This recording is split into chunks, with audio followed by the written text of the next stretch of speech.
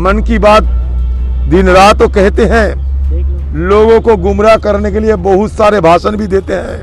मुंह में शहद और काम में जहर, ये सर्वशक्तिमान नरेंद्र मोदी जी को सर झुकाने में मजबूर किए हैं। आप सबको बखूबी से ये जानकारी होंगे कि पिछले लगातार 372 दिन हमारे पंजाब के साथियों, जिसके अंदर हमारे पार्टी के लोकसभा के नुमाइंदे होते हैं, पंजाब की विधानसभा के नुमाइंदे होते हैं, एमएलए, एमपी, और ये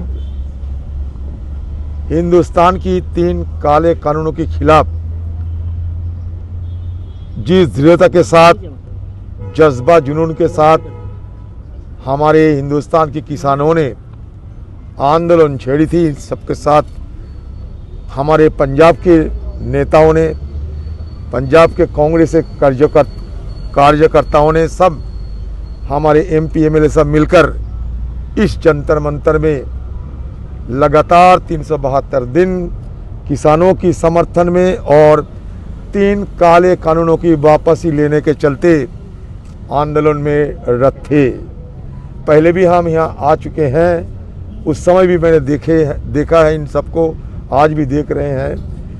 हिंदुस्तान की किसान आंदोलन आज़ादी के बाद एक ऐसा आंदोलन में तब्दील हुई थी जिसके चलते जिनकी ताकत, जिनकी संकल्प, जिनकी जज्बा सारे दुनिया को चौंकाने वाली है, और सारे दुनिया इसमें सीख भी लिए हैं कि अगर कोई मकसद को सामने रख के कोई आंदोलन किया जाए तो चाहे आज नहीं तो कल इसके कामयाब होने की प्रगाढ़ संभावना होते हैं। आज हिंदुस्तान के आम किसानों ने यह साबित कर दिए हैं कि हमारे देश की सर्वशक्तिमान, जो कहते हैं कि मेरा 56 इंच छाती है, मैं किसी को डरते नहीं, मैं किसी को पूछते नहीं, ओ नरेंद्र मोदी जी, जिन्होंने एक दिन के लिए भी हमारे अन्नदाता किसानों को ये दुख दर्द की समय कम से कम एक बार बात तो कर सकते थे, वो भी इनकी मन में नहीं हुई। मन की बात दिन रात तो कहते हैं, लोगों को गुमराह करने के लिए बहुत सारे भाषण भी देते हैं, लेकिन मुंह में शहद और काम में जहर, इसका नतीजा हम देखे हैं। लेकिन हिंदुस्तान के किसानों ने भी अपने मशक्कत की एक नया इम्तिहान दे चुके हैं, दृढ़ता की, संकल्प की एक नया इम्तिहान दे चुके हैं, और ये सर्वशक्तिमान नरेंद्र मोदी जी को सर झुकाने में मजबूर किए हैं। और नरेंद्र मोदी जी मजबूरन 3 काले किसान कानूनों को इच्छा ना होते हुए भी, दिल की पुकार ना होते हुए भी इनको वापस लेने में मजबूर हुई, और इसके चलते नया एक मिसाल, नया एक उदाहरण हिंदुस्तान के किसानों ने आज हिंदुस्तान में साबित कर दिए हैं।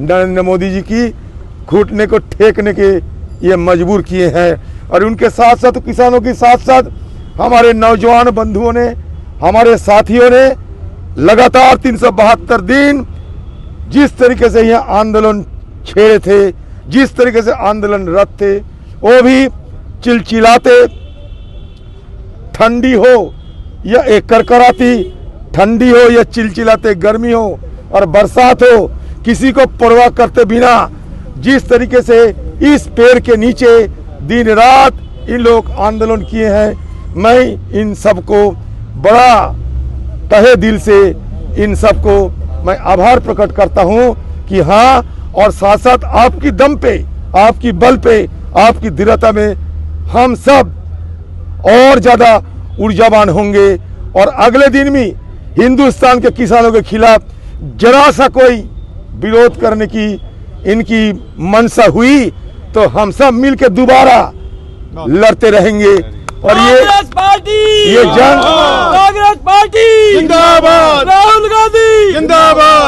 गांधी जिंदाबाद। किसान मजदूर एकता। किसानों के लिए अगले तारीख में हमारी ये जंग शुरू होगी। न्यूनतम सहायक मूल्य मिनिमम सपोर्ट प्राइस वो भी हम लेके रहेंगे।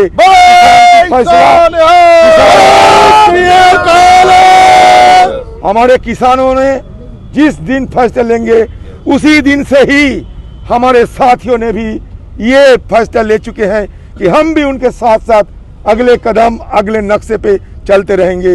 ये हम इसलिए कह रहे हैं कि इतने दिनों के बाद आज यहाँ आए हैं। मैं इन सबों को ये गुजारिश करने के लिए, आप लोग जीत हासिल कर चुके हैं, अभी ये आंदोलन की समाप्त होना चाहिए। आप लोगों को भी कामकाज है, घर जाना है, किसानों के साथ पंजाब जाके मिलना है, बैठना है, उठना है, चर्चा करनी है। इसलिए आप लोग इस आंदोलन को समाप्ति करते हुए आप भी वापस जाओ, ये गुजारिश करने के लिए मैं दोबारा आया हूँ। किसान से धरने में बैठे नहीं थे, 700 से ज़्यादा किसानों ने शहादत किए हैं ये आंदोलन के चलते। और हमारे सरकार के पास इसका कोई ब्यौरा नहीं है, कोई आंकड़ा नहीं है। कहते हैं कि मुझे जानकारी नहीं है। राहुल जी सदन के अंदर ये सरकार को सारे सबूत दिखाते हुए ये कहा कि आपको पास जानकारी नहीं है तो मुझसे जानकारी उधार करो, ये मेरे पास जानकारी है। ये बहाना देते हैं, दुहाई देते हैं कि ये लॉ एंड ऑर्डर, कानून और स्थिति ये राज्य के दायरे में होते हैं। तो कौन सा राज्य है? हरियाणा, ये बीजेपी शासित, यूपी, ये बीजेपी शासित। इनकी कोई दम है कि सरकार के खिलाफ शहादत किए हैं जिन किसानों ने, उनकी नाम बताए, उनकी पता बताए? ये तो हिम्मत नहीं है। तो लोगों को गुमराह करने के लिए तरह तरह की कोशिश करने में मोदी जी और बीजेपी सरकार की कोई जोड़ी हिंदुस्तान में और दुनिया में नहीं मिलने वाला है। तो इसीलिए आज यूपी जाकर आज उन्होंने ये मजदूरों के लिए, हित के लिए बात करते हैं, लेकिन ये लॉकडाउन के चलते हिंदुस्तान में 12 से 14 करोड़ मजदूरों को जो बेरोजगार होने पड़ी, उसके लिए उनके जुबान से कोई बात नहीं निकलते। तो इसके लिए सर ढोंग की जो सरकार है, ये नौटंकी की जो सरकार है, लोगों को गुमराह करने के लिए सरकार है, उसका असलियत धीरे धीरे आम लोगों के सामने उजागर हो रहे हैं।